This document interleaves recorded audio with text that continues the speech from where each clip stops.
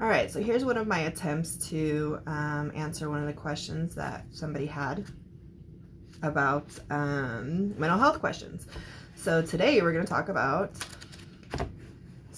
what creates a psychopath or sociopath. First, I want to let you guys know that the actual diagnosis for a psychopath or sociopath is something called antisocial personality disorder. It's a mental health condition in which a person consistently shows no regards for right or wrong. They ignore the rights of others or their feelings. People with antisocial personality disorder tend to purposely make other people angry or upset and manipulate or treat others harshly with cruel indifference. They lack remorse. They do not regret their behavior. This is statistically actually a really like rare disorder. It's about 1% of the population. So when we like to call people psychopaths and sociopaths because we don't like them, that's really inaccurate. That's not how it works. There's noticeable signs that we can look at that, we can identify with other people that have antisocial personality disorder. This is that ability to ignore right and wrong, telling lies, to take advantage of others, not being sensitive or respectful to others, using charm or wit to manipulate others for personal gain or pleasure, having a sense of superiority, acting like they're better, thinking that they're better, being extremely opinionated, having problems with the law, including lots of criminal behavior. So this could be somebody who's been incarcerated multiple times. Maybe they haven't, but they've been doing a lot of illegal behavior for a long period of time. Hostile, aggressive, violent, and threatening to others, feeling no guilt about harming others. That one's a real standalone. Doing dangerous things with no regard for the safety of themselves sometimes, but mostly for other people. Being irresponsible and failing to fulfill their work and financial responsibilities, so it's very hard for them to create like a secure environment. So here's the tricky thing about this.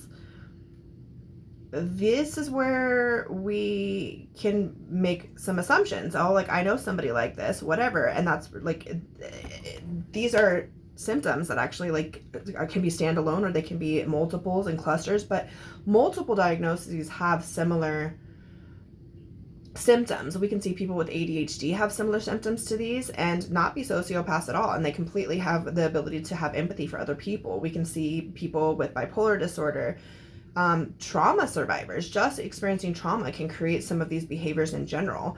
And even depression in itself can create this, and often we associate depression with just this ultimate sadness, but sometimes it shows up in anger.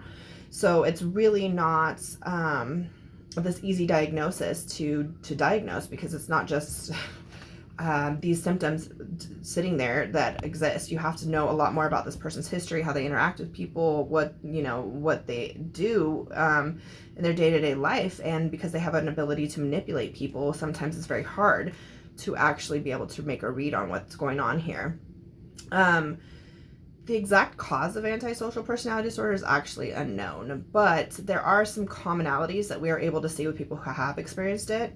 One thing is that it is genetic. So we do really see that there's a vulnerability in like genetics, that there's a family history of antisocial personality disorder. So that's partially a thing, but that's also the chicken or the egg. So is that because they were raised by somebody with antisocial personality disorder, or is that because they were actually genetically predisposed to something like that?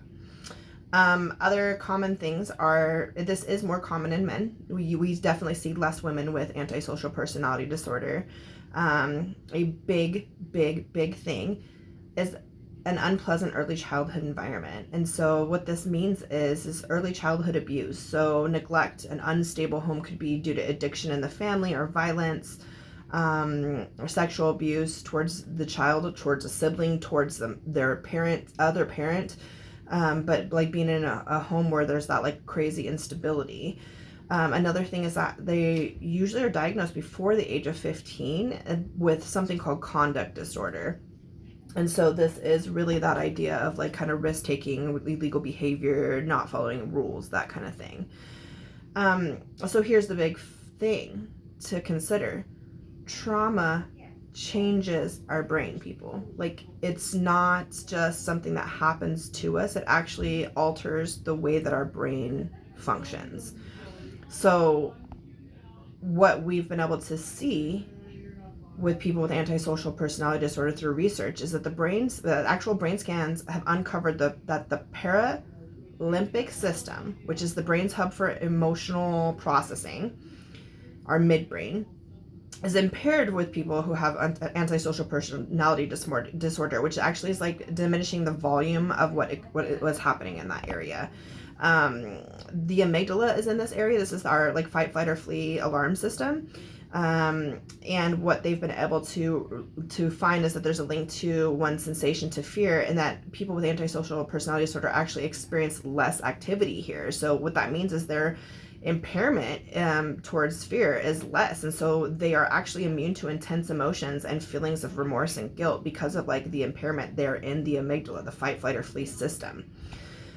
Without this ability to have internal regulation, which is what happens within that brain system, antisocial personality disorder folks act against social norms and laws, and they experience no sense of actual like regret and responsibility for their actions, no matter how severe or violent those things are. So an impaired paralimbic system or of somebody with antisocial personality disorder kind of numbs out one's experience to empathy for other people in distress. Like, it just doesn't like light up the way that it does for the average human. The interesting thing, however, is that there has been research of people who, like, they've been able to do scans of the brain with people who have this increased activity, but there's evidence that shows that people with antisocial personality disorder can turn on their empathy, which is actually really how they manipulate others, who often become the victims of their behavior. So it's not that they are able to have empathy, it's just that they turn it on to use it as a manipulation and a tool to hurt the people that they are trying to hurt. So this kind of is the question that a lot of people struggle with, is like, so how is it that two people can grow up in the same home and not experience becoming an antisocial personality disorder or having one of those personality disorders, and their siblings that experience some of the same things? That can be debated by a lot of people. My theory is actually that other people have different resiliency factors, and so where everybody's brain may be impacted by this traumatic experience, other people actually like have resiliency factors. So they have more intimate connections with people who do care about them. They may have more coping skills or hobbies or things that they feel passionate about, that have created a stronger sense of empathy and like kind of counteracted some of the impacts of trauma to the brain. Okay, that was a lot. Any questions? Let me know.